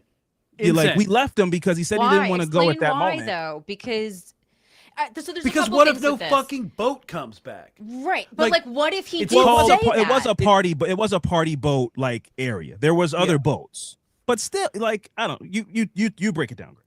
It's called being marooned, and it used to be a death sentence for like sailors throughout. Yeah, but he wasn't marooned. There was a party. Okay, but what if they don't let you on your boat? Think the weird that part, yes. Like, look, and you're black in Mississippi, and it's like, no, man, you can't. We're full. Like that. Well, that's a lot of the conversation, right? Is that his friends should have known this. You mentioned colorblind. Like his friend should have been like, I'm not leaving my fucking black friend alone in Mississippi. So that goes back to like, obviously don't make any allegations. We can use the word allegedly, but like, what do you think happened? Because folks like us, and care a lot about wrongful convictions, and this could be an instance where, it looks very much like this is suspicious, right? So like, are these just a bunch of dumb kids that he forgot his phone was on the boat and he was like, see you guys? I don't see an instance where a kid would leave their phone I don't leave my phone on boats. Yeah. So I don't know. That's why it's so hard to give a theory. He was found face down in the water on like the north end of the island, but they had looked on the island the Sunday before he was found. They didn't see a body. Right. So the notion is that like the current put him back in that spot the next day. He hadn't washed up yet. He washed up face down. There was an abrasion on the back of his head through a secondary autopsy, but when his body was sent to the secondary autopsy, it didn't have his throat. And then all of this has been submitted to a grand jury, so they're not required to give the original autopsy. I'm sorry, they didn't have his throat on his body? Yeah. Yeah, so and his organs. So they didn't turn those over. Yeah. And then they submitted they take out your organs during an autopsy. They put him in a bag or sell, if you're an organ donor or whatever. But so they did not turn over the bag of organs to the secondary autopsy. So they couldn't examine his lungs for, water damage or any of those things. Drowning. Drowning. His throat was missing. And then they wrapped all this information up from the true crime community know if the hyoid bone will break if you're strangled. So that would be, why was his neck missing? So the secondary autopsy was not able to examine that, and then they never released they waited for the secondary autopsy to be released to the public. The original autopsy was never released, and they submitted everything to a grand jury. So a grand jury is now tasked with deciding if there will be charges brought, but there's nobody to bring charges about. So they're basically just deciding if this was a crime, and then they'll do an investigate, because they're not charged. The grand jury is not charged with like putting this on anybody. So it's even that is odd, but if they decide that there is no foul play, there is no crime, they can seal everything and never release the original autopsy. So we'll never know what happened to that throat that didn't go to the second autopsy. So it's like, I don't know what happened, but so much weirdness has taken place that it's like, I can't just accept like he a young in shape football kid just fell in the water and drowned at this point after all this confusion. If that is what happened, like, so it is, again, it's really hard. Like, yes, the friends are acting sus, deleting your social media, but at the same time, imagine being innocent. So, like, I think about it and I'm like, what is the motive? Like, what happened? What happened? Did you get in a fight with him and someone accidentally killed him? Like, have you thought about that? Like, what is... Well, one thing I have thought about, which is what his defense attorneys have asserted, is that, so there's the girl Katie, who he met that day, who says, I didn't meet him, but he said he was going back with his friends, and we parted ways. So basically, the defense is alleging like either his friends are lying or Katie's lying. So it's fully possible that Nolan Wells did stay on the island and somebody else did something to him. Mm-hmm. But like, so like, it is possible that the friends are innocent and they just are terrible tacticians. Yes. Like that is still a possibility there's a possibility that there was foul play, something bad happened, his friends weren't involved, but they are so inept at just letting an investigation play out and so self-conscious about looking bad that they've created this whole storm of controversy and gone on this guy, Officer Tatum's podcast. I don't want to get into all that. You guys know this deep rabbit hole stuff, but they basically went to a black conservative guy to get their narrative out. Yeah, to get their narrative. Well, and Ben Crump's involved now, and Al Sharpton, you know, all the big ones. It's a major case, but someone just asked again, was there toxicology report? And I think what you said was perhaps they did in the first one, but we just will not know because the second one we did not have the organs. Exactly. Yeah, so we don't really know. We don't know, and to that person also, allegedly the throat, the hyoid bone, that whole situation was missing, so we will not know if he was strangled. Really fucking horrific. It's a case that I want updates on all the time. It reminds me of, oh my God, Alvin, who is the young man? Greg, this isn't fucked up. He was found in the wrestling mats. Oh, Kendrick Johnson. Kendrick Johnson. Yeah. So I just don't know if you weird, thoughts on like, that. yeah. This just young, a similar Nolan Wells type. Just accept this. Handsome high schooler. They found him days after he went missing in the high school gymnasium inside a wrestling mat. Like inside a wrestling mat, like rolled up inside a wrestling mat, face up. So they're saying, he just fell in. I think Alvin's freezing again. Yeah. You know, someone mentioned it's giving hazing. I don't think it was like a frat initiation, but like... You're good. You're coming back. He's coming back. He's coming back slowly. He's back. Yeah.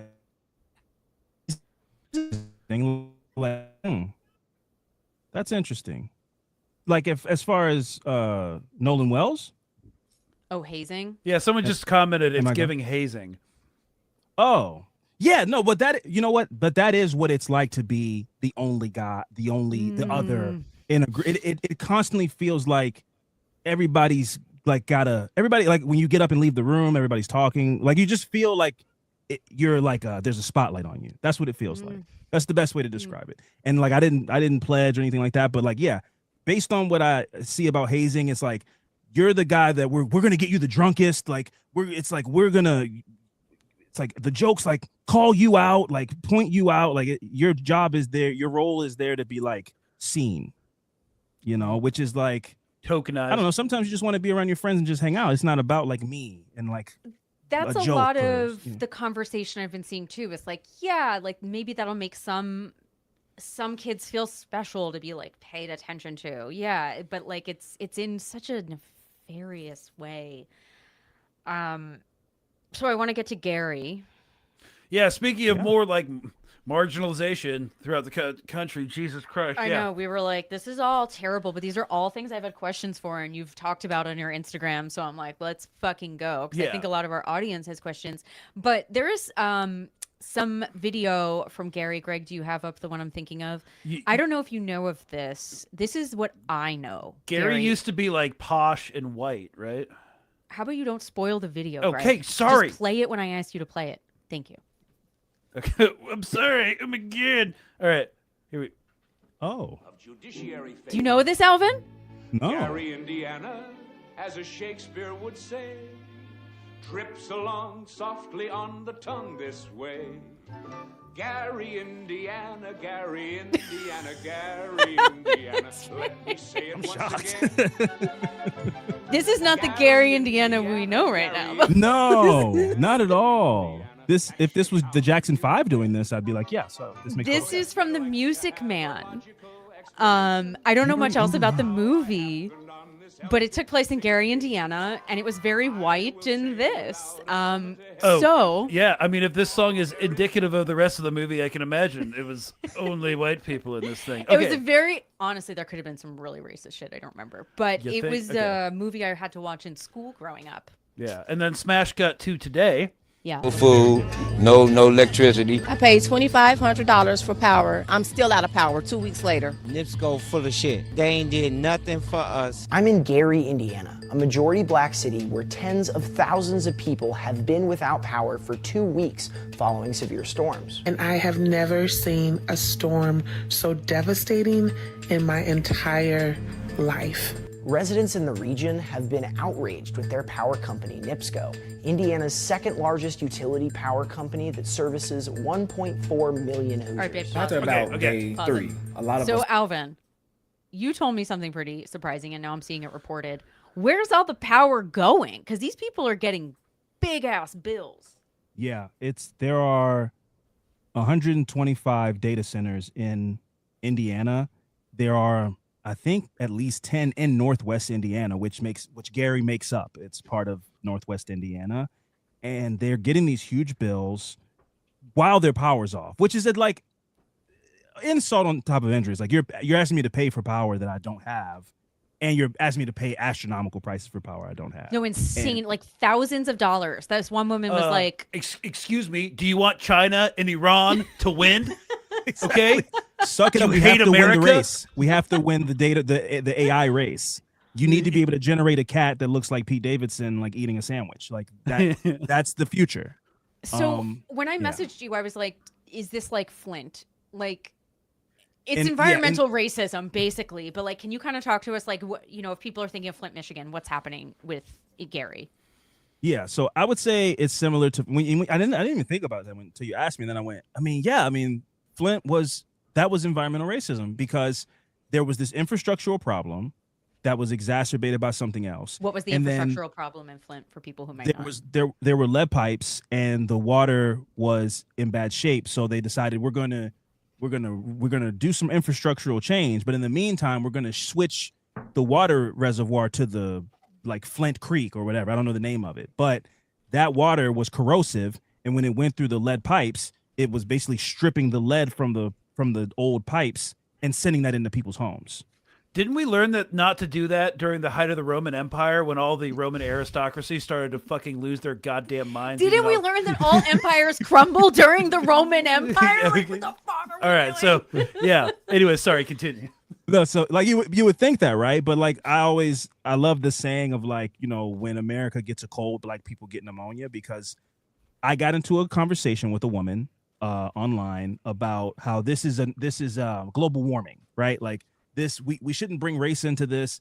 All of Northwest Indiana is without power. It's bad. But like this is a environmental issue. This isn't a race issue, and it becomes a race issue when a place like Gary, Indiana, who has been underserved for decades, now faces this. Like everybody has to rebuild from this, but the people who already they're still not at zero. They're still not at a baseline of like survival, and now they have to be considered in the short amount of resources from like the Red Cross and all of these things, they're going to be at the bottom of the list if they're even on the list at all. People are mentioning Katrina. It is very much Katrina. Yes, very much Katrina. Yeah. So big shout out to there's a content creator named Keith Lee. He does food reviews. He basically went out to Gary, Indiana. He's the one that planned on doing a food tour. Him using his platform and speaking about what was happening specifically in Gary kind of put them on the map.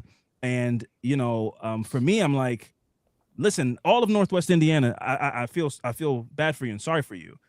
I have to look at this. It has to start somewhere, right? And I think a lot of times when you talk about shortage of resources, then you start giving out the resources. People get mad at who gets the resources first. And now we're having a conversation about who should get the resources first and all these things. It's got to start somewhere. And for me, I'm fully okay with let's pour love and resources into Gary, Indiana, and let that love disperse out into all of Northwest Indiana, which I don't have concern about people coming up and showing up for them. I don't have that concern because history says that the towns that don't look like Gary, Indiana, people will be more likely to render aid to them. So, yeah. But yeah, there's some Katrina for sure similarities. Yeah. Alvin, people said Affirmative Murder podcast on YouTube has not been active in a year. Do you have another channel? The YouTube, I'm not great at doing YouTube. I'm great at putting the audio up on the audio, but the multi streams of different ways, I'm not good at stuff, man. And follow I'm not him on good. Instagram too. Yeah, so he posts his stuff on Instagram. Like Spotify, Apple. That's where we can find all your the audio. Audio's up all the time, but the video part's it's just hard, guys. I'm At one time, for us millennial boomers, podcasts were just audio. I'm new to this podcast video situation because podcast to me means audio.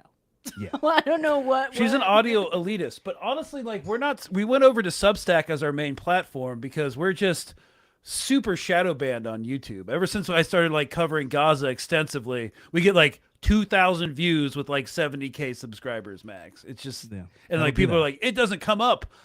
Even on my For You page, even though I have notifications turned on. So I'm just okay, we're going to stay on YouTube, but it's not our primary place.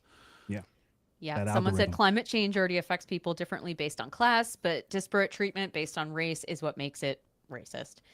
100%. And again, I forget if in this video we just saw, but this woman has her $2,000 a month. Yeah. We had a $400 electric bill, and that was fucking nuts. $2,000 to not even have power. It's insane. That's going to the data centers. They don't have power. Maybe keep playing the video. These people do not have power and are getting hundreds and thousands of dollars of electric bills. Yeah, okay, it's we pretty pay wild. our money, we pay our utility bills, but we have not heard from NIPSCO. While infrastructure is being developed across the state to support its 125 data centers, somehow this working class community is struggling to get the basic utilities they need restored while having to pay higher rates than ever. We probably saw an increase of, I want to say between 30 and 50% increase in our utility bills. 2 years ago, Blackstone, a private equity firm, bought a nearly 20% equity stake in NIPSCO, and rates have skyrocketed since. Oh, by the way, if you guys don't know about Blackstone, they have all the redevelopment projects for Gaza 2030 project, and they have all the frigging contracts to rebuild Ukraine after this war is over. So they like wars, and they like displacing marginalized people from their properties and buying them up for pennies on the dollar, just like they did in Altadena, a historic black neighborhood during the California wildfires. First NIPSCO bill was $450. My last NIPSCO bill was $2,500. $2,500 she doesn't fucking have power. $2,500 she doesn't have power. It's coming for us all, and this is why freaking we started the Colonial Outcast podcast to tell us to teach white people how white supremacy and capitalism is also bad for you because it's gonna work its way up the privilege ladder, and you think it's never gonna come to your door, but it will. Just look at the poor white people in Appalachia. You don't think you think they give a fuck about you?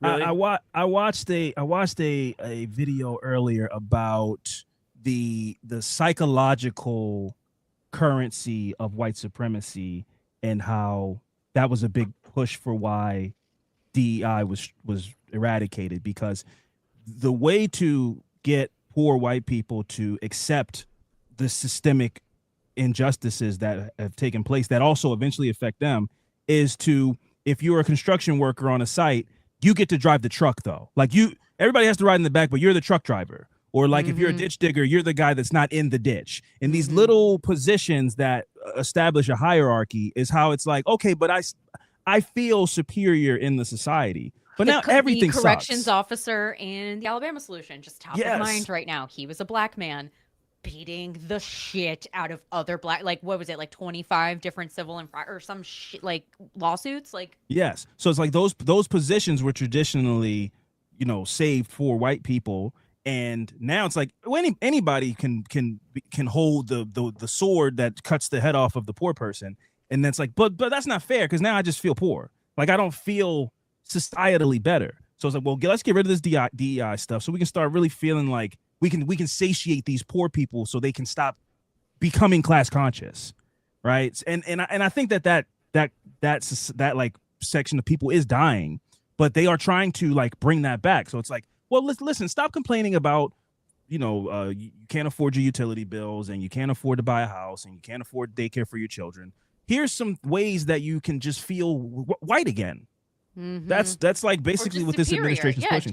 Just have a superiority over someone else. I mean, I always see this with people in my family who are white and can't understand the privilege they have because they were poor. So it's this like brain breaking, like privilege, like the whole thing breaks someone's brain when, and so they need to feel superior to someone else. It's like a whole fucking, Alvin, what do you do to survive in this fucking hellscape?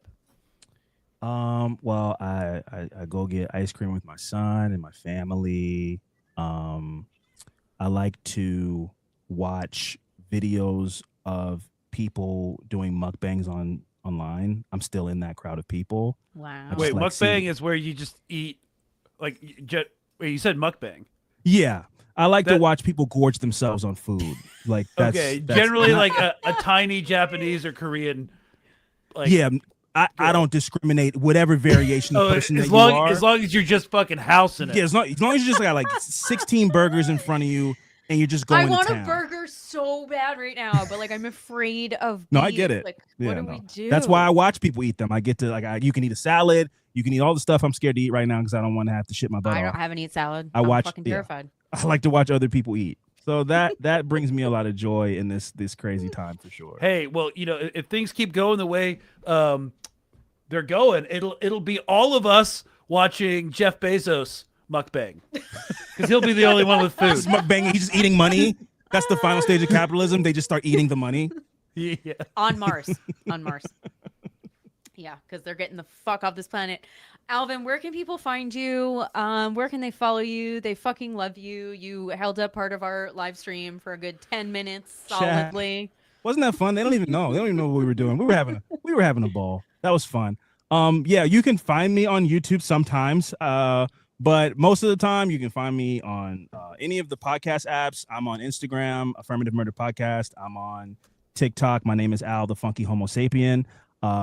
When I'm not shadow banned on TikTok, I do make content on there. You can find me on there, or you can, like I said, you can also find me just like hawking beef on the street. It's a very lucrative market. There's a need that needs to be met, and I'm gonna fill it. That's capitalism, baby. There you go. There it is. Hawking beef on the market. Hell yeah. And with that, Alvin, we're going to let you go. We are so stoked you joined. If there's any reason you want to come back, we live stream every Thursday for 2 hours. Yeah, you can just pop in if you want to yell some shit. Our audience kind of knows you now, so let us know. He's frozen. That's right when the. But look at that face. Look at that face. I got it. Yes. That was a good frame. I mean, do we take him off so we can complete saying thanks so much for having me on? He's good. You're good. We didn't remove you yet. Oh, still frozen. Yeah, I'm not. All right, you're out. God, just finish it. Just finish. I'm not here. I'm not here, guys. I'm not here. All right, we're getting rid of him. You do it. All right. Bye. Thanks so much. All right. We started some comments. What's going on? All What's right. going on? What do we? I liked this one. Greg is more brave than any IDF fascist could ever conceive to be. Facts. Yeah. Thanks, guys. Facts. What's this one? Oh, flock votes hate FOIA. Any government agency hates FOIA. So yeah, this person's saying FOIA and put public pressure for records. It makes it less attractive to government entities. Facts. Loved that one. And this one. Coyote Wildstock. I am an original student of the College of Colonial Outcasts. I have to search to find us now. Well, if you go to Substack and you can subscribe to us for free and get a ton of stuff for free, no YouTube ads, nothing, no ads on Spotify, no ads on Apple Podcasts. Just so you guys know, when you subscribe on YouTube, you still get YouTube ads because that's YouTube. That has nothing to do with us. So, like, just watch us on Substack. Yeah, it's all for free. You don't have to pay. Maybe you want to pay for stuff later. It's $5 a month for a bunch of stuff. But I am posting our website in the chat. It's gonna ask for your email, but you can skip that, and you can like still subscribe, but not pay anything. So, and you'll get emails whenever we post stuff. We post 6 hours of content a week, this live stream included, and we're going to expand. So, yeah, that's one way you can always find what we're doing. We have Colonial Outcasts. We have this I Hope You Find This Finds You Well live stream. And then we have our Fuck Around Fridays political comedy episode every Friday to send you into the weekend. Yeah. Oh, let me check Substack. Okay, because we also stream on Substack. Yeah. David Griffiths on Substack asks, how the fuck is it legal to bill people for power they're not getting? I responded, we're still trying to figure that out.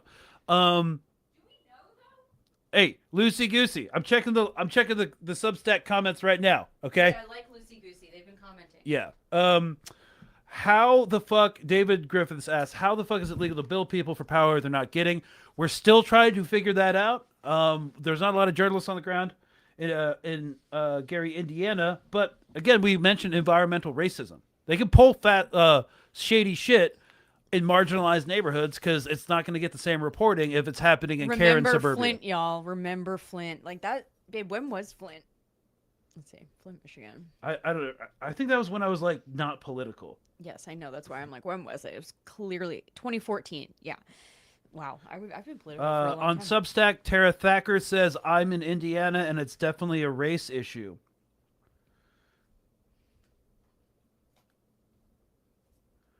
Yeah. And then Mark also mentions, actually, in Mississippi secession writings, they cite slavery as the most important institution that they need to preserve. California just preserved the right to slavery in prisons. What's the actual do you know that? Do you know that? Well, it's in one of the amendments, like the 13th Amendment. Woo! Yes. The anti-slavery amendment they upheld. Yeah, to make California. No. Yes, it was Prop 6 or something like that, but this was very recently. Yeah, it was in the past couple years. Yeah, that they upheld some bullshit that basically prison slavery is legal. Yes. Well, that's been in effect for a long time on a federal level. Yes, but since abolition. But yes, California specifically did some fuck shit. That's the bottom line. That's the bottom takeaway. Loosey Goosey asks, wait, when the fuck was Greg not political? Literally until 3 years ago. That's not true. That I only was a public figure for about 3 years. Okay. So then I don't know. Okay, yeah. You I don't know what the that fuck with I'm a lot of talking. Okay, confidence. yeah, I'm turning around. Everyone. Okay, so basically, I got out of the Army. I went to college, studied like international relations and anthropology, which was really political. And then I was kind of went through a whole crisis, and I went to therapy for like 8 years straight. And then I was a series of bad relationships, and then I like went to an acting conservatory, and all that time, and I got really into film. That didn't answer the question. I'm babe. answering the question, and during this whole crazy 4-year period from like 2016 to COVID, I was not political.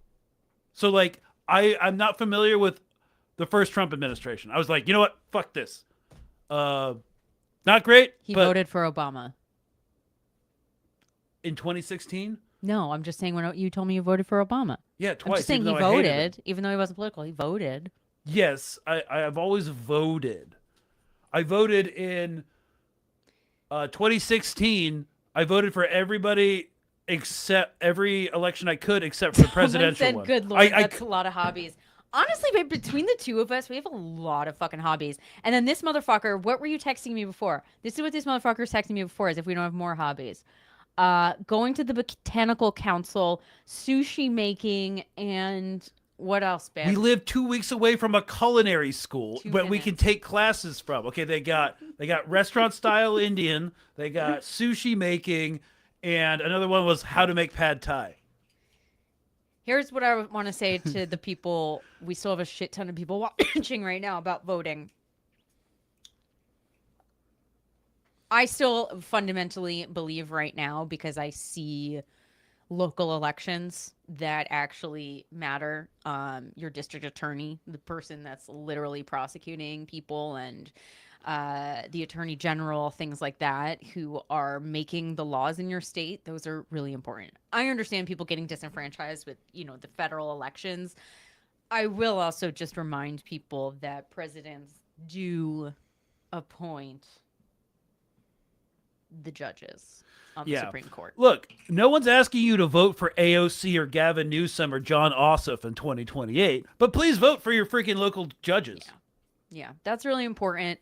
We totally get the sentiment, but I just encourage you to still do it.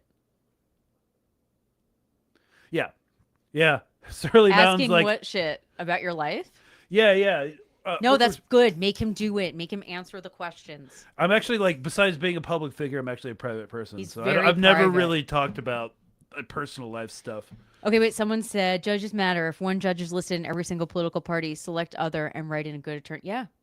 These things matter. Like, it does matter. And Greg, this is part of why he wanted to run for office. He did third party to see how this system actually works. Right? Oh yeah, and I did learn a lot. Like, I'd known a lot, but it's even worse than you think.